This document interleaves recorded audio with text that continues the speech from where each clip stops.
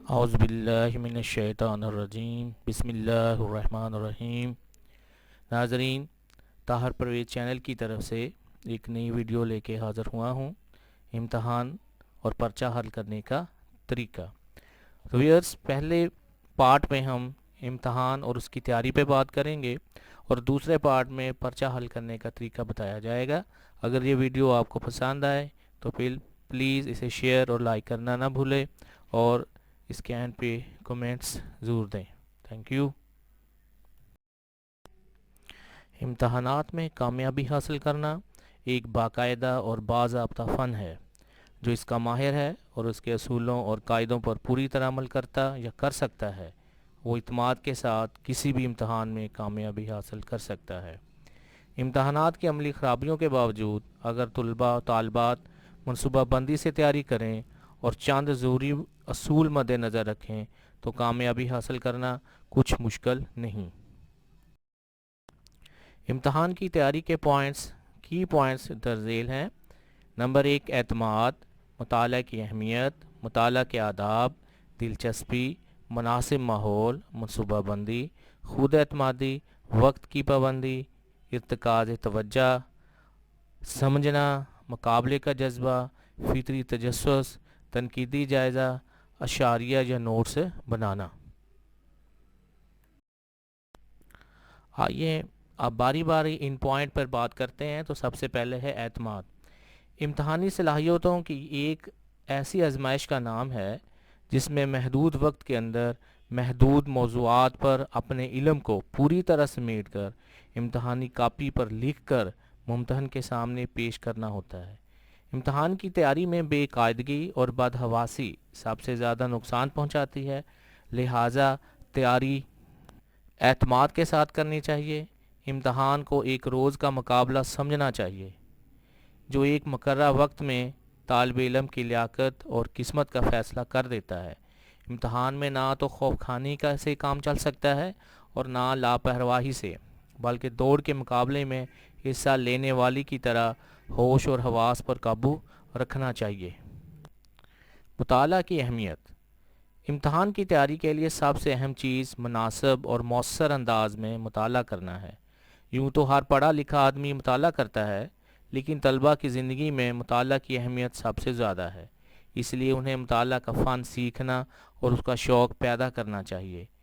بیشتر طلباء یہ نہیں جانتے کہ مطالعہ کرنے اور یاد کرنے کا کیا طریقہ ہے۔ وہ مطالعہ کا شوق نہیں رکھتے اور اسے ناگوار فرض سمجھتے ہیں۔ اسی لیے جب تک امتحانات سر پر نہ آ جائیں کتابوں کو ہاتھ نہیں لگاتے، لہٰذا آخری دنوں میں زیادہ وقت اور ذہنی توانائی خرچ کرنے کے باوجود بہت کم باتیں سمجھ پاتے ہیں۔ اس پر مزید یہ کہ امتحان میں بدحواسی کے عالم میں شریک ہوتے ہیں، نتیجہ کامیابی ان سے دور ہو جاتی ہے۔ اب ہم بات کریں گے مطالعہ کے آداب پہ۔ مطالعہ ایک وسیع لفظ ہے، اس میں پڑھنے، سمجھنے، یاد رکھنے اور ضرورت کے مطابق چیزیں نوٹ کرنے سے متعلق ہر بات شامل ہے۔ مطالعہ کے لیے تنہائی، سکون اور صبح کا وقت مثالی ہے۔ تاہم اگر یہ چیزیں میسر نہ ہوں تو اس بات کی عادت ڈالی جا سکتی ہے کہ جب بھی موقع ملے لوگوں کی موجودگی میں بھی مطالعہ جاری رکھا جا سکے۔ مطالعہ کے لیے سب سے اہم چیز طالب علم کا ذہنی رویہ ہے۔ مثبت ذہنی رویہ کے لیے درجن چیزیں بہت ضروری ہیں۔ نمبر 1، دلچسپی۔ دلچسپی ایک طلسمی خوبی ہے، اس کی وجہ سے کوئی کام روکھا نہیں لگتا۔ دلچسپی کی بدولت 1 گھنٹہ کے مطالعہ کے بعد بھی یوں محسوس ہوتا ہے جیسے ابھی چند منٹ ہی گزرے ہوں۔ طالب علم جن مضامین سے دور بھاگتا ہو، ان میں دلچسپی اور شوق پیدا کرنے کا ایک ہی طریقہ ہے کہ ان مضامین کا جامع انداز میں مطالعہ کیا جائے۔ زبردستی اس مضمون کے متعلق خوشگوار اور اچھے تصورات کو ذہن میں جگہ دی جائے اور ناخوشگوار باتوں پر کم سوچا جائے۔ دوسرے نمبر پہ آتا ہے مناسب ماحول۔ دلچسپی کے ساتھ ساتھ مناسب ماحول سونے پر سہاگے کا کام کرتا ہے اور طالب علم کے ذہن کو مطالعہ کے لیے زیادہ آمادہ کرتا ہے۔ ہر طالب علم کو اپنی طبیعت۔ تیسرے نمبر پہ آ جاتا ہے منصوبہ بندی۔ جس طرح زندگی کے ہر کام میں تنظیم اور منصوبہ بندی کی اشد ضرورت ہوتی ہے، بالکل اسی طرح مطالعہ کے لیے بھی منصوبہ بندی بہت ضروری ہے۔ جس چیز کا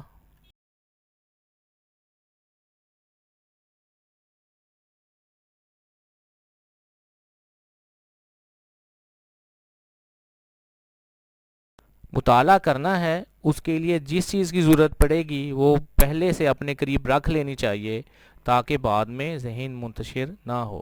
منصوبہ بندی کا فقدان بہت سے طلبہ کی ناکامی کا سبب بنتا ہے۔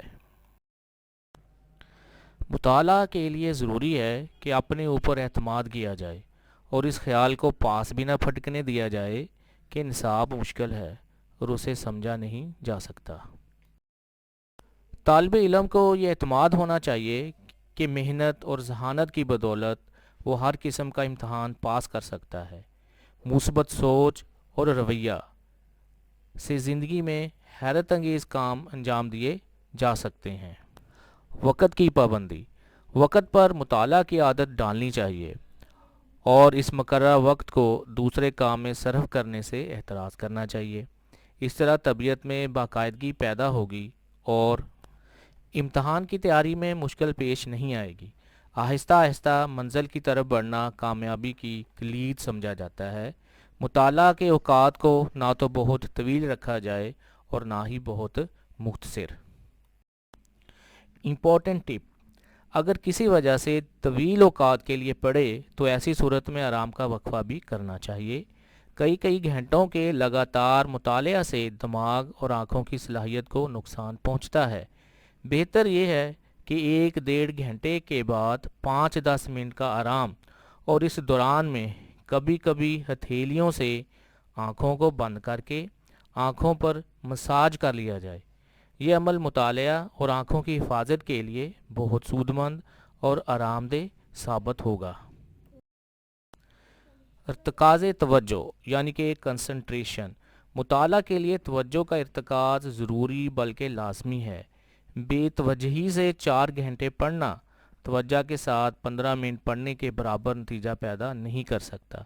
توجہ کے ارتکاز کی پہلی شرط دلچسپی ہے۔ موضوع میں کوئی نہ کوئی دلچسپی کا پہلو نکالیے۔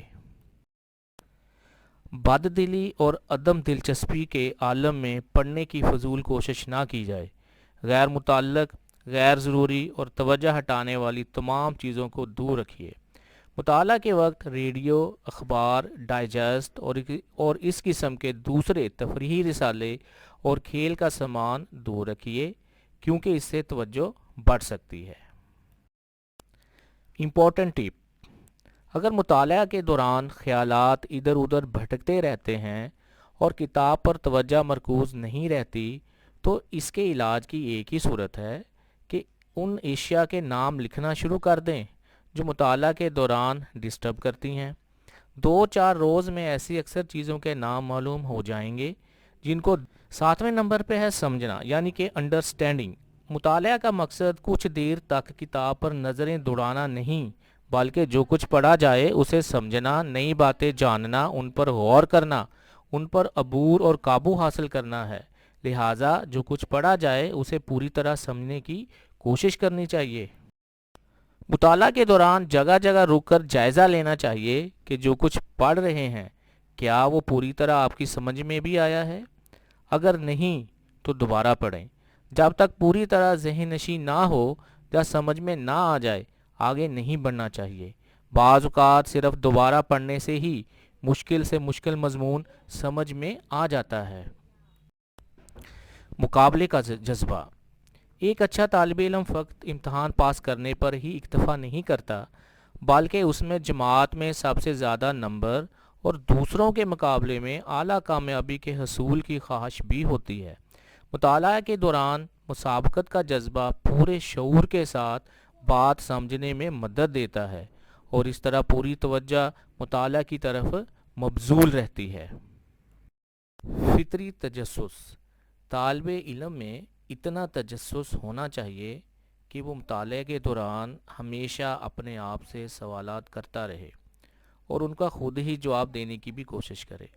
اس فطری تجسس سے زیادہ باتیں یاد رکھنے میں مدد ملتی ہیں۔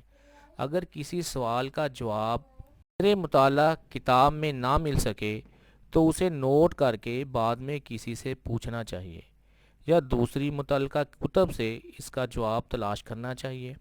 سوال کو بھول جانا نقصان دہ ثابت ہو سکتا ہے، اس لیے ذہن پر اکتفا کرنے کی بجائے اسے تحریر میں لایا جائے۔ فکری اور فطری تجسس ایک گراں بہا اثاثہ ہے، یہ صلاحیت ہر طالب علم میں ہونی چاہیے۔ تنقیدی جائزہ: مطالعہ کے دوران ہر بات کا تنقیدی جائزہ مطالعہ کے فوائد میں بے بہا اضافہ کرتا ہے۔